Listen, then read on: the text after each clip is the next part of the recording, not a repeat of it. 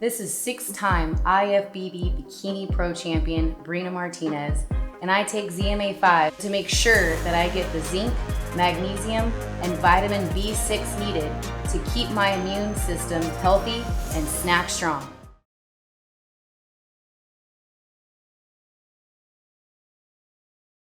Hey, what's up, everybody? I'm Marcos Villegas, being joined with the undefeated Ruben Torres, who takes on Jose Luis Rodriguez coming up this Saturday on a fight that will be streamed on Fight Hub and Thompson Boxing on the 20th of December.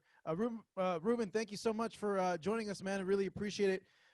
You're one of the lucky ones because you've been pretty active this year. This is your third fight this year against an opponent that has a lot of fights, a lot more than you. He seems like he's an experienced guy. How are you feeling coming into your third fight this year? I'm thankful for the opportunity. First of all, like you said, I did have one fight pre-COVID, and then as soon as the bubble started, we had one in July. Originally, I wasn't on schedule to fight, but for whatever reason, I'm on the card, and I'm just thankful that I was prepared. Now, this guy, when you look at his record and you see, 25, 13, and 1, it's super deceiving because if you're not like informed as a boxing guy, like when I see a record like this, I think, 13 losses. Well, no. I don't think that because I know a lot of the guys from Mexico, they have those types of records, but they're freaking tough guys. Like they've been through every type of opponent you can see. So like for a casual guy, they may think that, but for someone like me, I look at it and I'm kind of like, okay. Like he's a bit seasoned, so you definitely you're thinking about that, and you got to approach it from a different angle. But I know he's experienced, and I know he's been in there with some tough dudes. But I think the way we prepared for this camp and just myself in the ring, I'm not just gonna go in there and fight one fight and let him adapt to me. I'm gonna see what he's bringing to the table. Of course, fight my fight, but it's a chess match, so you always gotta do certain movements, throw certain punches, and try to pick them apart. When have you seen tape of him? Like, have you seen what? I've seen a couple fights. Yeah. Yes. What do you think about what he brings to the table? Like you said, he's tough. He got that style, and he's been in there with some tough competitors, and I can tell that he can take a punch. So it's gonna be challenging, but I'm looking forward to it all the more. Now, obviously, the question is, can he take your punch? You're 13-0 with 11 knockouts. You're showing that you have some power at this weight. You think he's gonna be able to take your punch? Of course not, but hey, we'll see. We'll see. You know what I mean? I would love a first round knockout, but I can't tell the future. I just know that I'm gonna go in there and get the win by any means. Training during COVID, we've heard from a lot of fighters. Some have said, it felt the same. Others said, there's has been big adjustments that they've had to make during this whole process. How has training during COVID been for you, and has anything changed? Has anything been different or adapted to during these times? More so just the routine. As far as times you got to work out because you have coaches who also train other fighters or have other clients, so you have to work with their schedule. Apart from not being able to work inside of a gym, you got to go outdoors and handle your weight workouts, and road work is always outside. So it's more so just being a little bit more disciplined. And as far as the freedom, you kind of got to work with your team so you guys can figure out what works for you and being safe. Yeah, no, I would imagine it's a stressful thing as a fight gets closer. Like you don't want to be around a lot of people because you want to go in there and get paid and fight. Yeah, it was a couple family gatherings I had to miss out on, but it's a sacrifice, a small sacrifice for a high payout. So like that's the goal. That's what you're focusing on. You're not focusing on what you're missing out. Now you're 23. You're a young kid that's still climbing, and obviously, the goal for any young fighter is a world title. But let me know a little bit about your background, man. For those tuning in and watching you or going to be seeing you for the first time this Sunday during your fight on December 20th here on Fight Hub.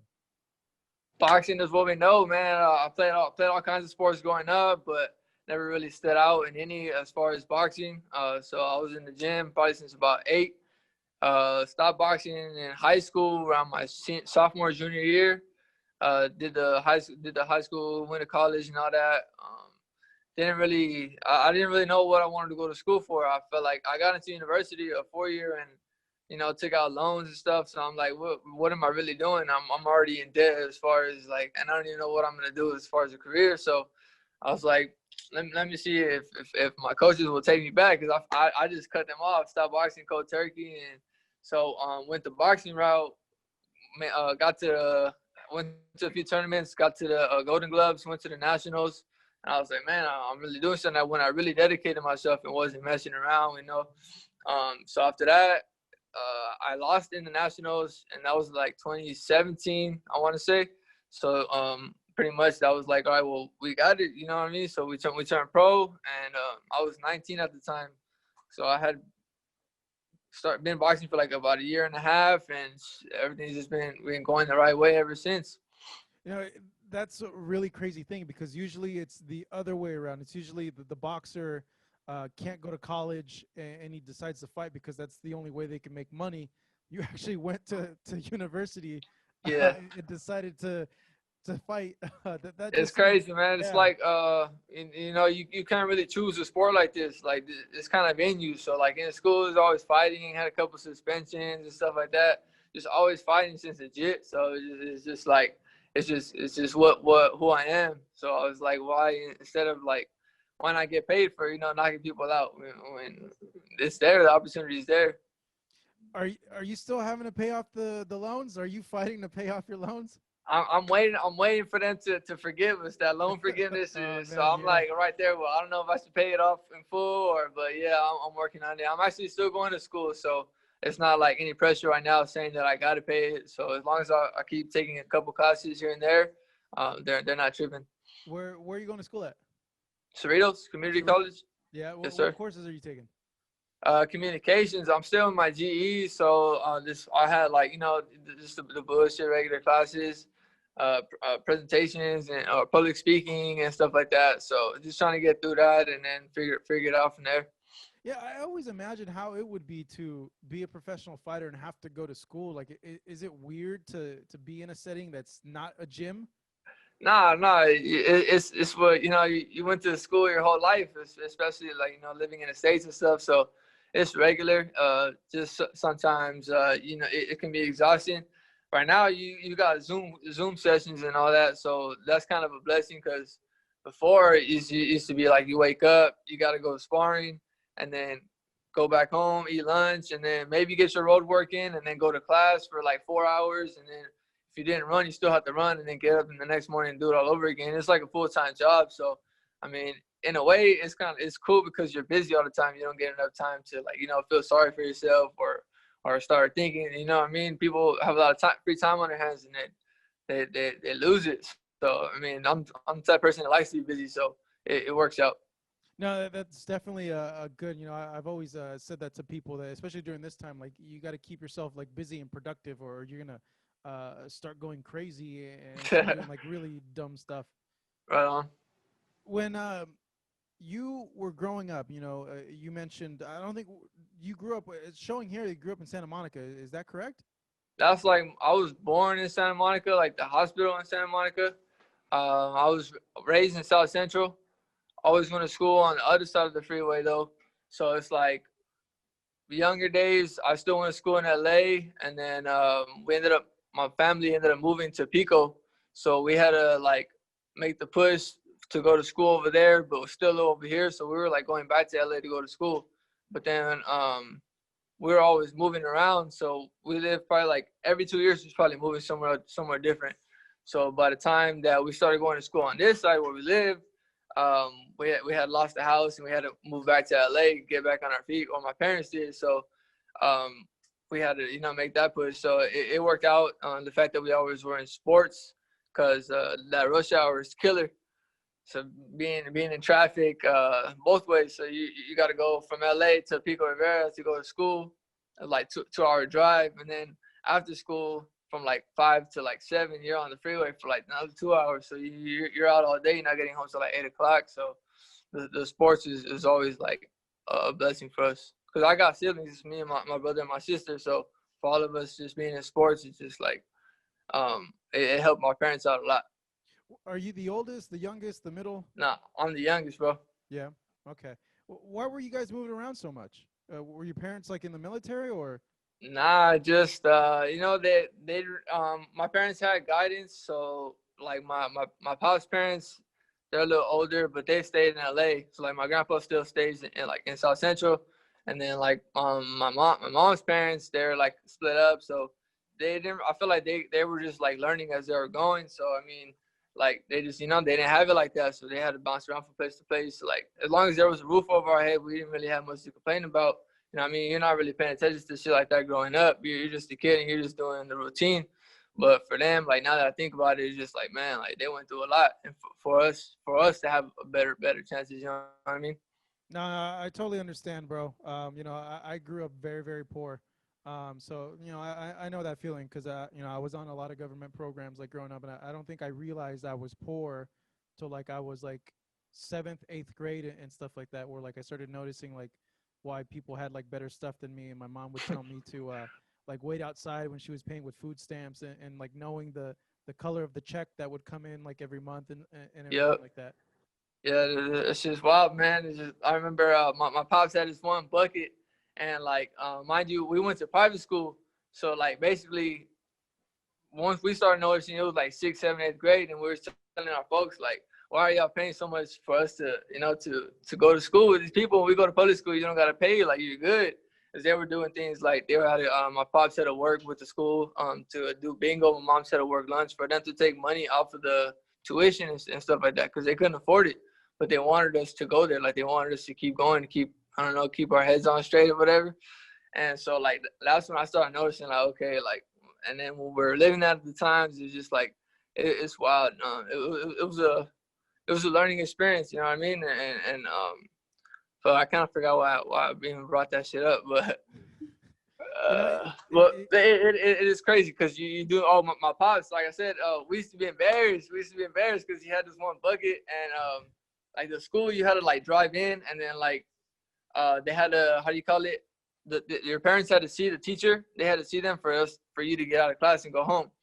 So we used to tell my teacher that we're gonna go to the daycare because my pops, he didn't want to pull into the school because it's a private school. It's a bunch of some nice cars in there. Yeah. And he's like he would just park on the outside and he'd be like, yeah, y'all come to walk to the car. So we'd be like, hey, we're gonna go to the daycare, and they were like, all right, and then we just walk to the car. So No, it's I know that a lot feeling. of things like that. I know that feeling, man. I would walk home because, like you mentioned, I'd like, especially in high school, I'd see all the kids because the area I grew up in, was middle class, upper middle class, but we didn't live in one of those big nice houses. Like we lived like in a little duplex. So all the kids had like these nice cars, and like I walked home because my mom had like a little, like a minivan that wasn't the nicest minivan. It was It like, wasn't helping you get no play with the females, none of that. nah, So not in a minivan. yeah, I feel that. Yeah, man. Your parents from here, from Mexico? Like, what's your background?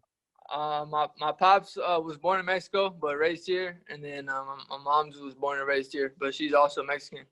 Nice, man. Nice. Um, you know, 23 years old, man. You still got a long road ahead of you.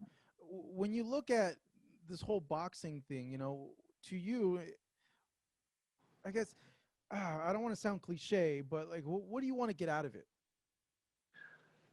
I mean, what is everybody else in the sport for? You trying to get paid, you trying to get to that check, but also do it right. You know what I mean? Not just you're putting your life on the line every time. So, I mean, I'm trying to stamp my name and become historic in the game, be a legend, obviously. When you see that, how do you gauge like your progress at this point in your career? Obviously, you're how many fights in? 13 fights in. Um, but you're growing. According to your record, the opponents that you fought, like the last three, including this one, have a lot more fights than you, like total combined. So you're stepping up little by little. But when you see your progress, how do you see it at this point? I mean, I feel like I'm doing what I'm supposed to do at the time that I'm supposed to do.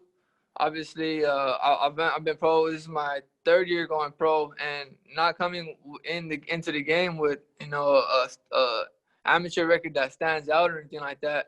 I feel like I'm taking care of business, and I mean the hard work speaks for itself.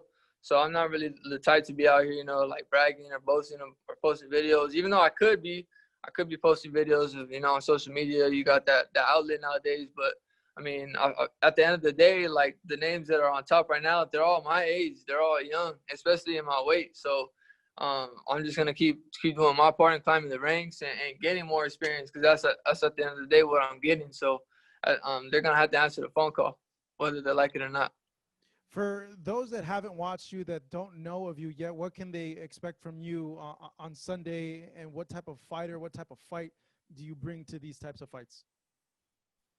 I'm gonna go in there and be a dog, man. That's what I do. I want to put a hurting on this guy. I want to take his head off his shoulders. You know what I mean? So, just look forward to some fireworks. But smart. I'm gonna put pressure on him. If he doesn't let me get my punches out, then I'm gonna use my legs, use my length, and just be smarter there and get the win. All right, that was Ruben Torres, 13-0 with 11 knockouts. Fights this Sunday coming up, 3-2-1 boxing. That can be seen here on Fight Hub as well as on Thompson Boxing. Ruben, man, thank you so much. I really appreciate the chat. I hope you keep winning so you can pay off those student loans. I know the feeling. I know how long it took me to pay off the student loans. So I feel you on that one. Thank you so much. Appreciate you, Marcos, man. Thanks for having me. No problem, man. Thank you, Ruben. Yes, sir. Take care. You too.